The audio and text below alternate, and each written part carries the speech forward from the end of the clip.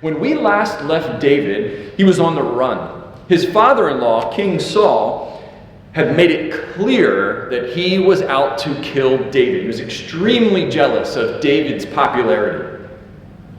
But Saul's the king. Saul has the upper hand. He commands a national network of spies that could easily watch out for David.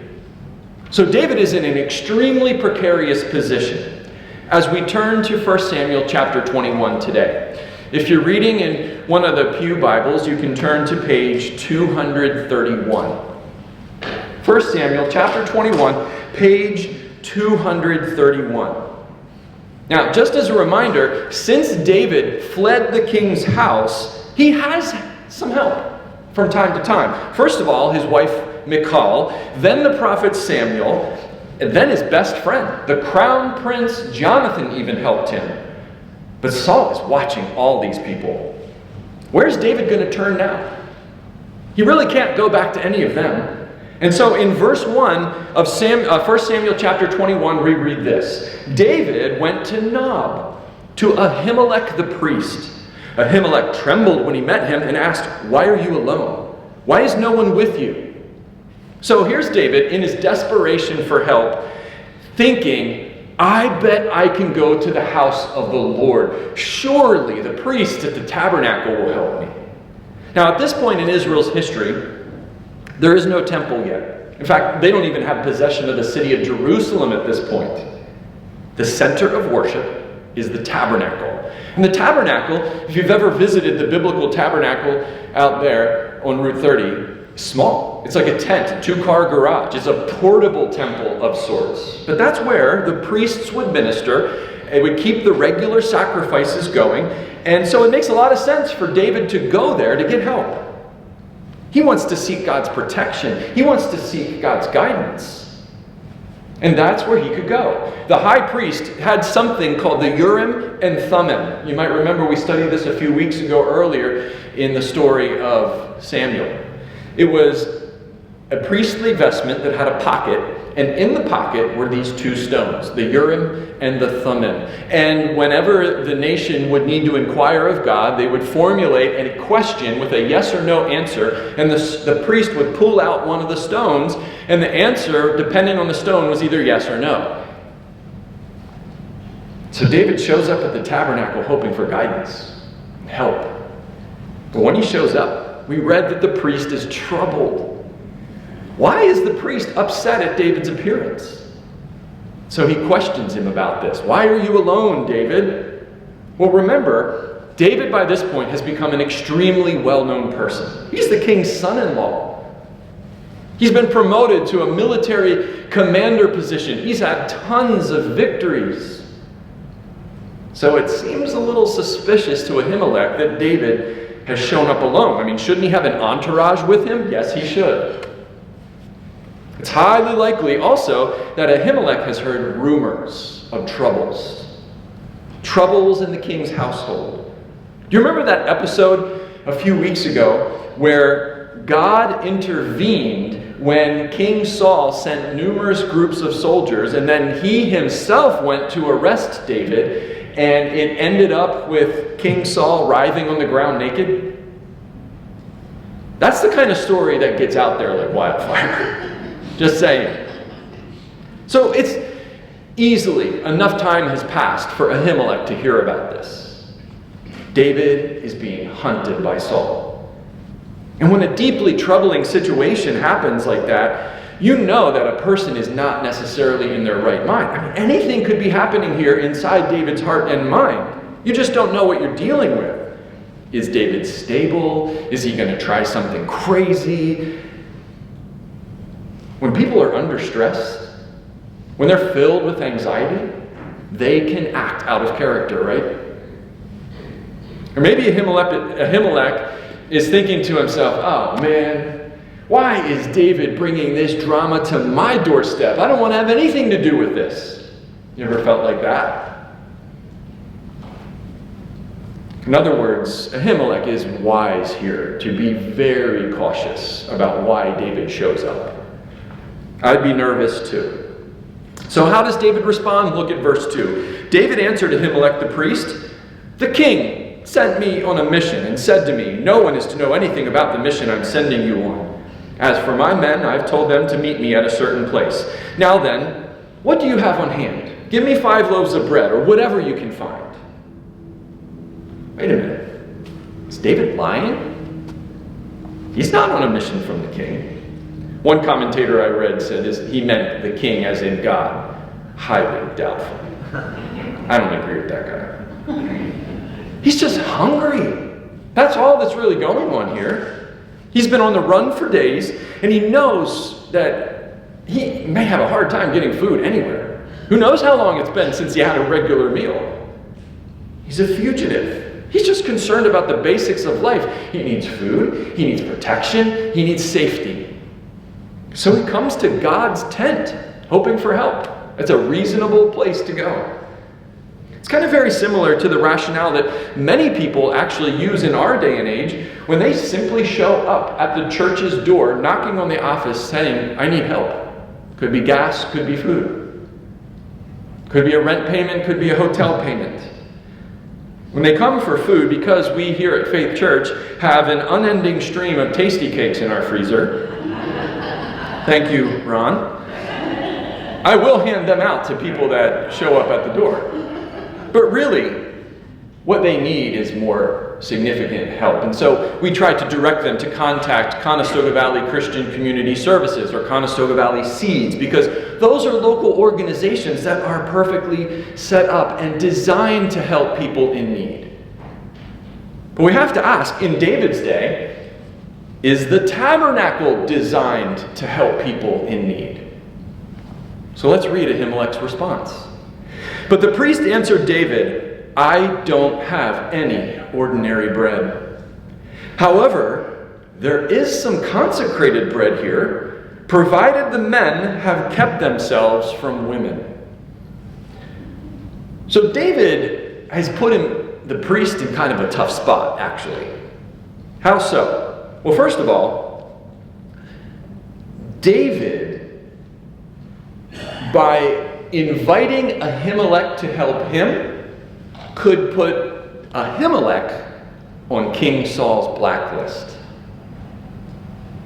Should the priest help out the guy that's being hunted by the king? That's a tough choice. What would you do?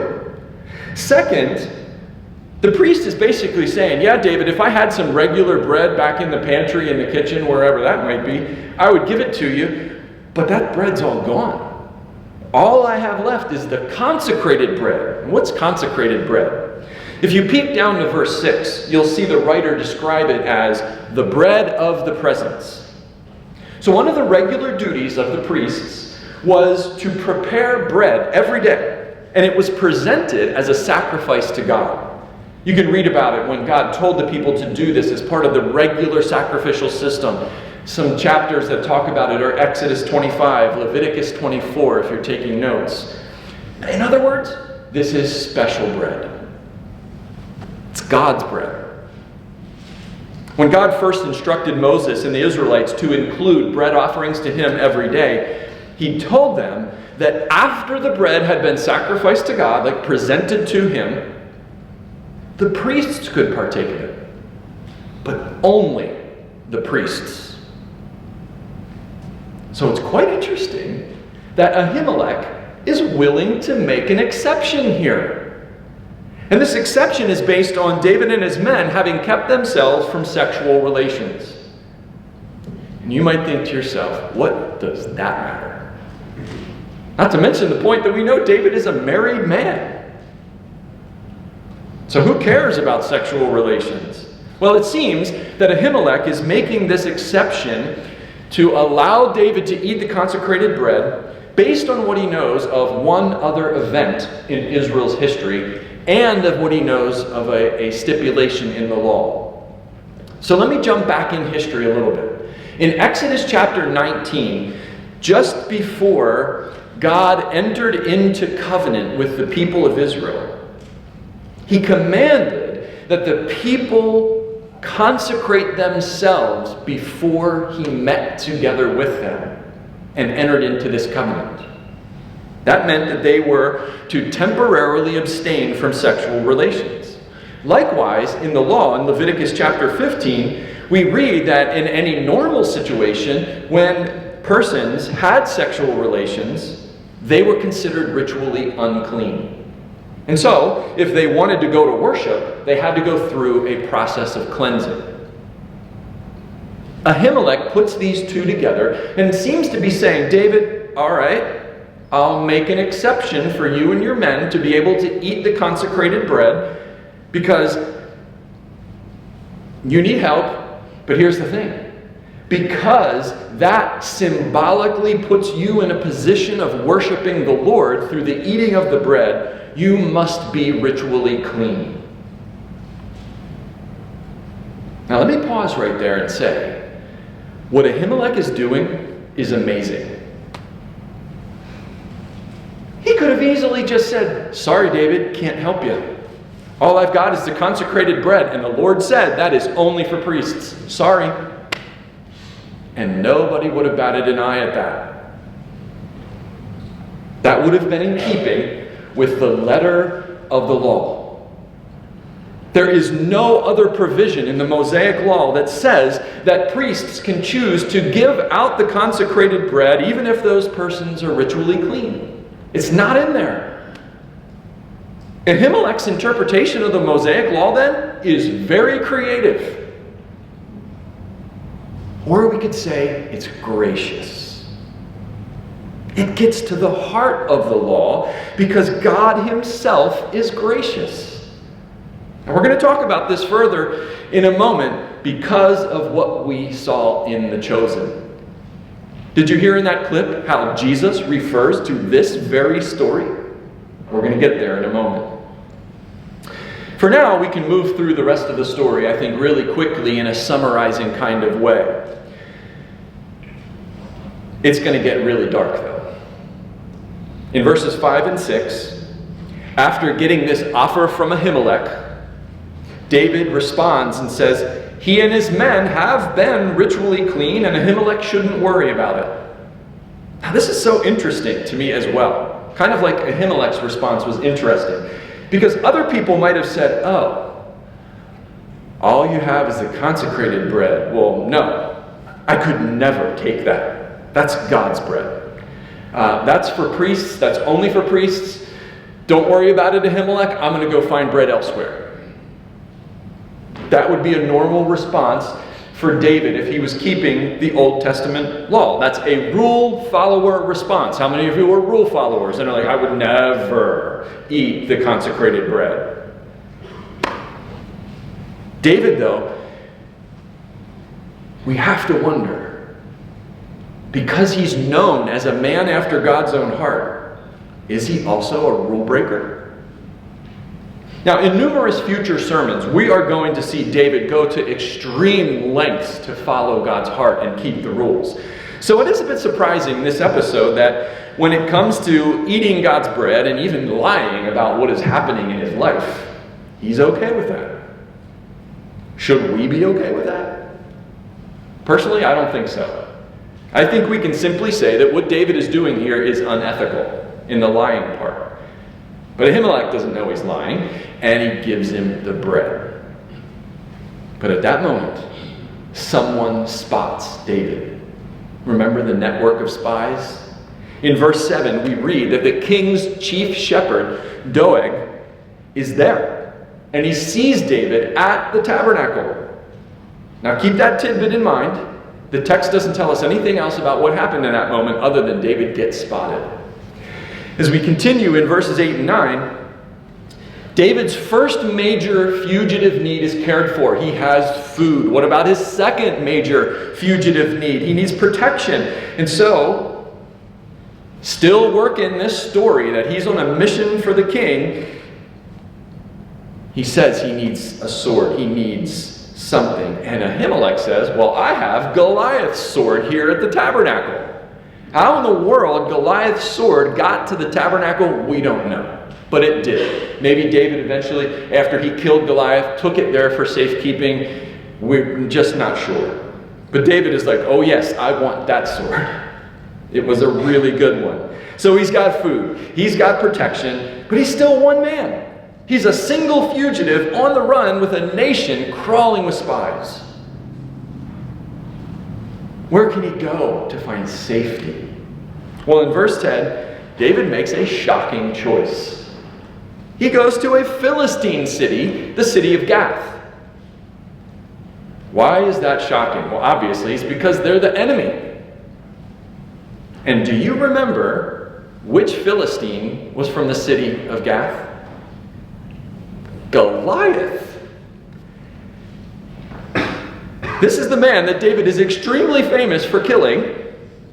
And not only that, he's taking Goliath's sword back to Goliath's hometown. I mean, is he thinking this is going to be some sort of a peace offering? We don't know. The writer never mentions the sword again. What the writer does mention, however, is that David seems to realize really quick, once he gets to Gath, that he has made a big mistake. You ever made one of those choices in kind of a moment where you think, this is maybe a little bit risky, but I think it's going to work out okay? And then 10 seconds after you make the choice, you're like, this is a bad choice. I did it this past week with my grandson. We were on the swing in the backyard. It's a big one, so I can ride on it. He rides in my lap, and you can go really high back and forth. It's so much fun. And it's a little bit uneven, though, so when you're going back and forth, it always starts to spin. We started spinning, and he just started giggling, thinking this is the greatest thing in the world. And I love it when he giggles, so I'm like, let's do some more. Bad decision. 10 seconds into the first couple spins, you know what I was doing? About ready to vomit my brains out. I can't spin anymore. I'm at that age. It was rough. It seems like that's what David thinks. We read in verse 12, he was afraid of the king of Gath. So he decides to pretend that he's out of his mind. He literally starts acting insane. Now, the Philistines think the act is real. Kind of it fits. I mean, who goes to find protection from your arch enemy? It's crazy. David must be insane, they think. Well, I love the king of Gath's response to David in verse 15. He says, am I so short of madmen that you have to bring this fellow here to carry on like this in front of me? Sounds like the king of Gath has had a tough go of being a leader lately. But it works. The ploy of insanity works, and in the beginning of chapter 22, we read that David heads back into Israel and finds refuge in a cave. And when you read that first sentence of chapter 22, it seems like David must have hit rock bottom. I mean, literally, like the rocks of a cave. He is at the worst. Imagine the heights from which David has fallen. From being anointed to be the next king, to living in the king's house, marrying his daughter, best friends with the prince, the most famous and most victorious man in the army. And now he's living alone in a cave, hunted down by his father-in-law. Have you ever had a situation in life when you had to face the reality of loss? Broken relationships, of life turning out very different than you expected, and oftentimes way more difficult than you expected. If you've ever felt those feelings, you know something of what David is experiencing in that moment. In fact, we also can know exactly what David was thinking in this moment, because he wrote about it. Remember, David was a psalmist. And he shares his feelings about going to Gath and what it felt like. And he shares his feelings about being in the cave. Psalms 34, 56, 57, 142 all have titles that tell us that David wrote them about these circumstances. Now, they all say nearly the same thing. He's just crying out to the Lord for help. I want to read Psalm 142 because it serves as a representative of all those psalms. He says, I cry aloud to the Lord. I lift up my voice to the Lord for mercy. I pour out before him my complaint. Before him I tell my trouble. When my spirit grows faint within me, it's you who watch over my way. In the path where I walk, people have hidden a snare for me. I mean, do you see how he's literally describing what he's just been going through? He says, look and see, there is no one at my right hand. No one is concerned for me. I have no refuge.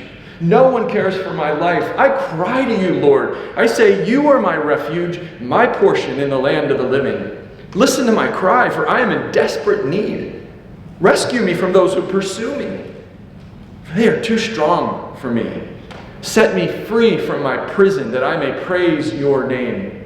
Then the righteous will gather about me because of your goodness to me. He was in it deep. Maybe you've been there too. Now, I specifically wanted to read Psalm 142 because of the last few lines. You see where David says, the righteous will gather about me? That's exactly what happens. We don't know how long he was alone in the cave, but it doesn't seem too terribly long. We read, continuing in verse 1 of 1 Samuel chapter 22, that David's family comes to him there. And then little by little, other people come to join him. People who we read were in distressed circumstances, much like David was. And they gather around him, and he becomes their leader. They develop into a kind of revolutionary army, and we read that they number 400. But 400 men, even if they're really motivated men, are no match for the royal army, which numbers in the thousands. And King Saul commanded that army, and he really wants to get David. But remember, King Saul doesn't know where David is hiding. So let me ask you this. If you were King Saul and you wanted to flush David out of his hiding place into the open, what would you do? I mean, think about all the movies, TV shows that have a bad guy who wants to get a good guy who's on the run. They all do the same thing. What do? They get their wife, they get their parents, they get their kid, and they hold them hostage, right? And there's always this showdown where the good guy is facing the bad guy as he's got an arm around the throat of the bad guy's loved one, maybe with a gun. But David's thinking ahead. He knows his family are sitting ducks. And so he preemptively cares for his family, suspecting that Saul will try that method to get him and hold him hostage. He arranges to relocate his parents to the neighboring nation of Moab. Why Moab? Do you remember David's connection to Moab? Anybody? It's kind of a big one. Ruth. David's grandmother was a Moabite. The book of Ruth in the Bible tells the story. And so David figures that he can relocate his parents, who actually have a biological connection there, and they'll be safe, and he's right. And so with his parents' safety cared for, someone shows up to David. It's a prophet. The prophet's name is Gad. We don't hear a lot or think often about the prophet Gad, but he will appear numerous times in the story. And he says, David, you need to leave the cave. You need to move into the forest of Judah.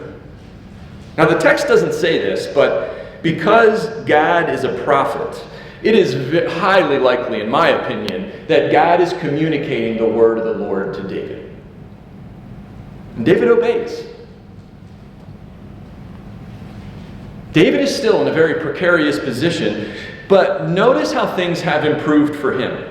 He's not alone. He's got 400 men. His parents are safe. God is communicating with him through the prophet. And most importantly of all, David obeys. Those are all very good signs. Some improvement in David's life.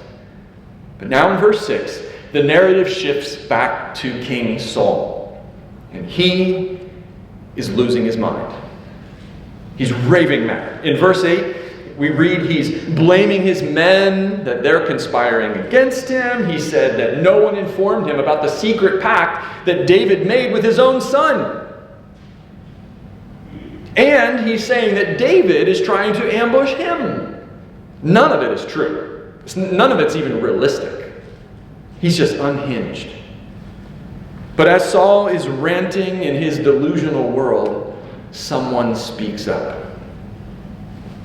Kind of like the films again and the TV shows again. There's always one guy who just wants to get on the bad guy's good side, right? Guess who speaks up? Remember the guy who spotted David at the temple? It's him, Doeg. And he tells Saul that the high priest helped David. Well, you can imagine Doeg is just filled with glory of himself and the fact that he knows this knowledge and he's getting on the king's good side. The writer of the text doesn't directly tell us Saul's emotions as he's listening to this news, but we can easily guess. If Saul was already losing his mind, it's even worse now because of what happens next. He takes immediate action, requesting that the high priest and his family come visit Saul to talk about this that happened. Saul confronts them. He blames Ahimelech for conspiring with David's rebellion. Ahimelech tries to defend himself and explain what really was going on. Saul just completely ignores it and orders Ahimelech and his family put to death. Saul's guards refuse to do it. I mean, who would want to kill the priest and all of the priest's family? That's awful. And so Saul orders Doeg to do it, and he does. Not only does he kill 85 priests, he then goes to their town in Nob, where he kills the men, the women, the children, even the infants, and all their animals. It's horrific. All mass murders are horrific, pure evil. Somehow, one man escapes. In verse 20, we read that one of Ahimelech's sons, Abiathar, flees, and he goes to David. Tells him the awful news about the genocide, and David is wrecked. We learn that David blames himself because he saw Doeg there at the tabernacle, and he feels it's his fault. That would just be awful. David will eventually write Psalm 52 about Doeg, and it's hard to read. But David welcomes the priest Abiathar to be safe with him and his men, and the chapter concludes there in the wake of this insane situation that King Saul has perpetrated with Doeg. It's a very, very dark ending. Now we're going to continue and see what happens in the coming weeks.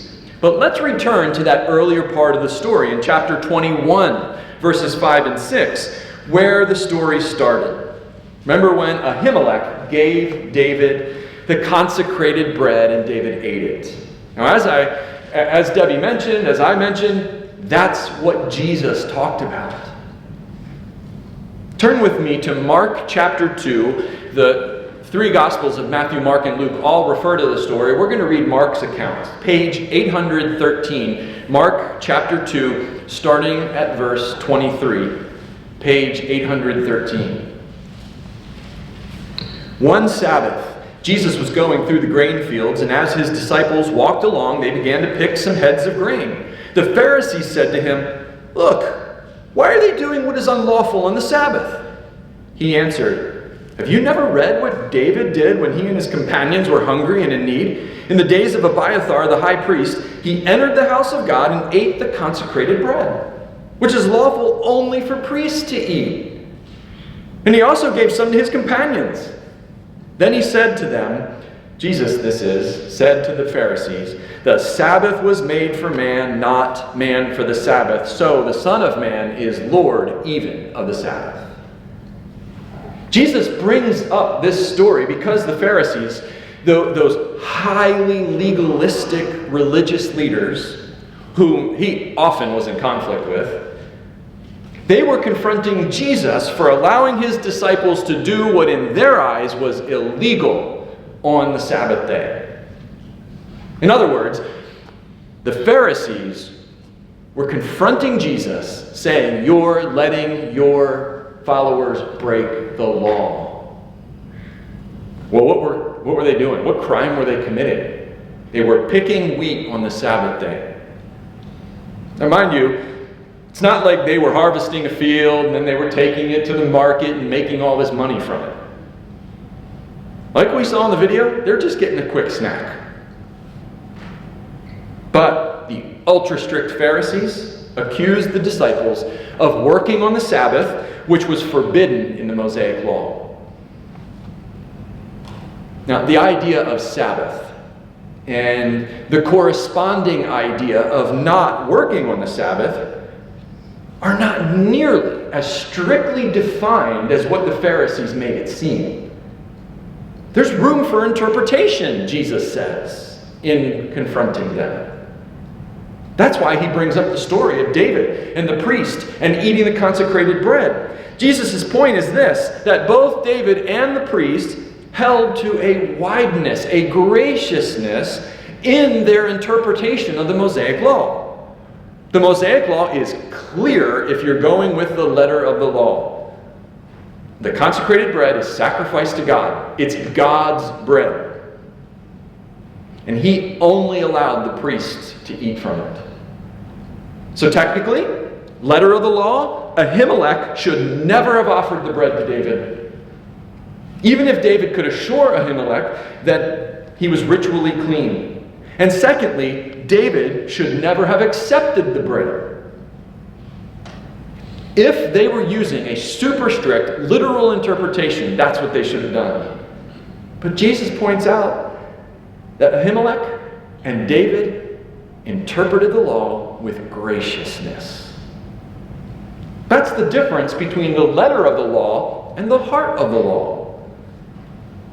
The Pharisees, they were big on the letter of the law.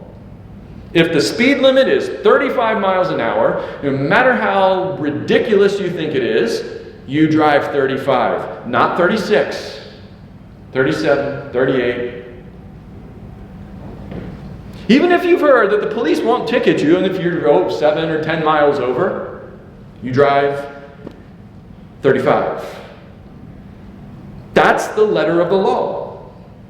And Jesus says, the Pharisees in this case are wrong. He refers to David's story as an example of why, when we interpret Scripture, we should remember the heart of the law. Following the heart of the law is superior to following the letter of the law, because there just simply is no law code that can cover every single situation that we could encounter in life. I know our American law code tries. If you were to stack it up, it's probably this gigantic pile of papers. Even the Old Testament law, which is a lot, over 600 laws, it was never intended to cover every single situation that ancient Israel would encounter. Instead, the law is best understood as a set of principles flowing from God's heart that can be applied to numerous situations, and the various laws that we read in Scripture are illustrations of that. So what's important is to learn the principles, or God's heart, that is behind the law. That's why Jesus says that man was not made for Sabbath, but Sabbath was made for man. In other words, Jesus is saying that the law is meant to benefit humanity. We're not to become slaves to the law. Instead, we're to find the principles, which is God's heart, that illustrates, or that the law illustrates. And then we follow the principles, knowing that those principles flow from God's heart of goodness toward us for our benefit. Following the principles of God's heart is what is best for us and for all of humanity for flourishing. Ahimelech and David demonstrate that they knew God's heart. They knew God's heart was for mercy and compassion and helping those in need, which David was at that particular moment.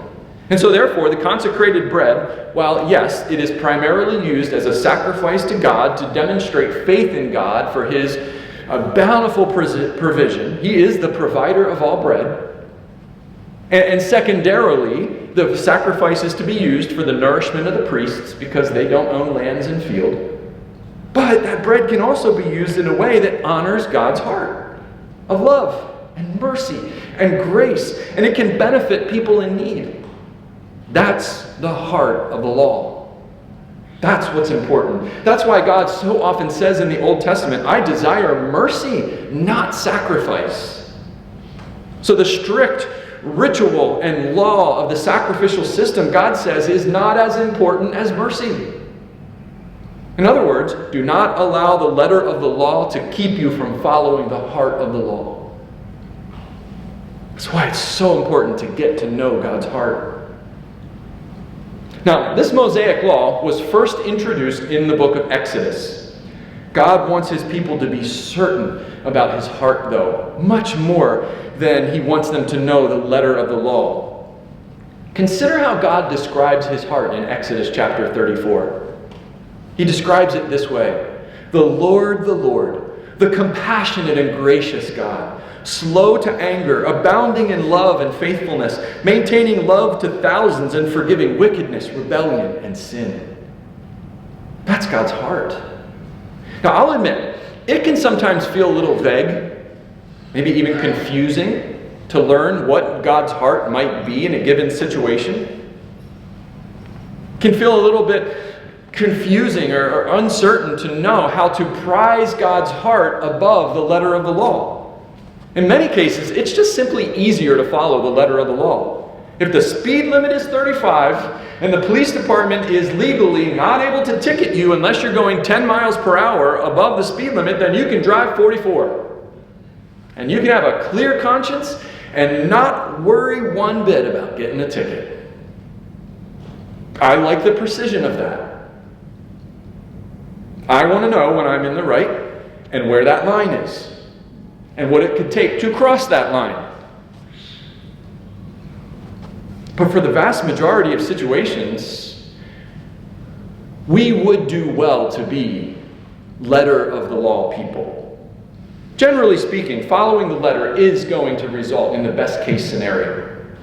But let's not become legalistic. Let's not be like the Pharisees. Let's be people who know God's heart so well that we're more focused on his heart, on his compassion, on his mercy and grace, that we're able to identify when it's okay to break the law or to bend it, just like David and Ahimelech did. Because in those times, it is actually more in line with God's heart than in keeping the letter of the law. I think, oh boy, are you advocating breaking the law here? Yikes. No, I'm not. What I'm advocating is being so filled with, so aware of God's heart, that your heart and my heart beat like his. For example, a person might be out on Route 30 exit on the old Philadelphia Pike, standing there holding a sign that says, homeless, anything helps. And when you see that person, you examine your heart. What goes through your mind? Why don't they get a job? They're probably just ripping people off. They're going to spend that money they get from people on cigarettes, booze, drugs. They're lazy. They're irresponsible. They don't have self-control. I, however, I am a steward of God's money, and so therefore I should not give money to a panhandler because I can't guarantee that the panhandler won't waste the money selfishly. Instead, I should give my money to CVCCS or Seeds because I know those organizations will help people wisely and not wastefully.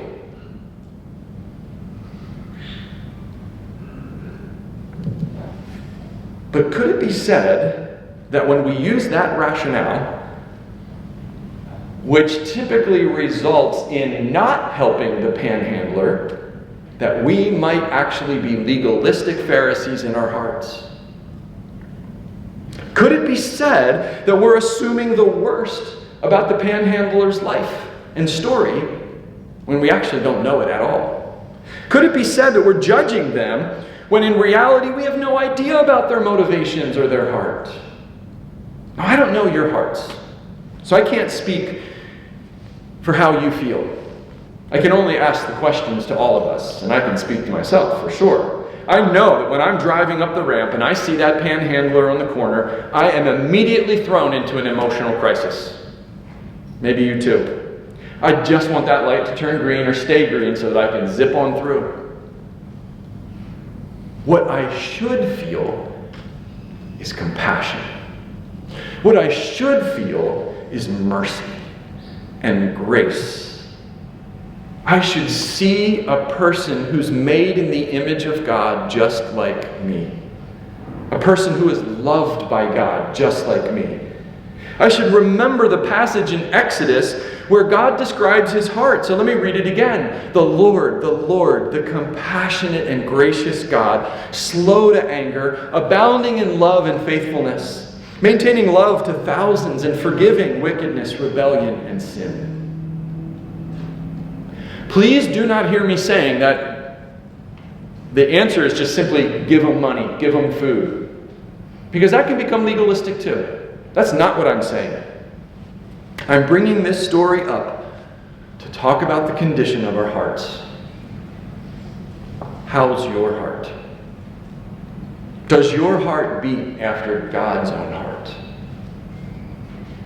What we see here, I think, very naturally applies to a situation like the panhandler, because David was in a situation like that when he needed help. But it can apply to so many other situations as well. Do we stick only to the letter of the law, or we are willing to have our hearts transformed to be like God's heart? This is why we do prison ministry. This is why we reach out to a refugee family through Church World Service. This is why we support Conestoga Valley Christian Community Services. This is why we have ESL classes in our building through Conestoga Valley Seeds. And on we could go.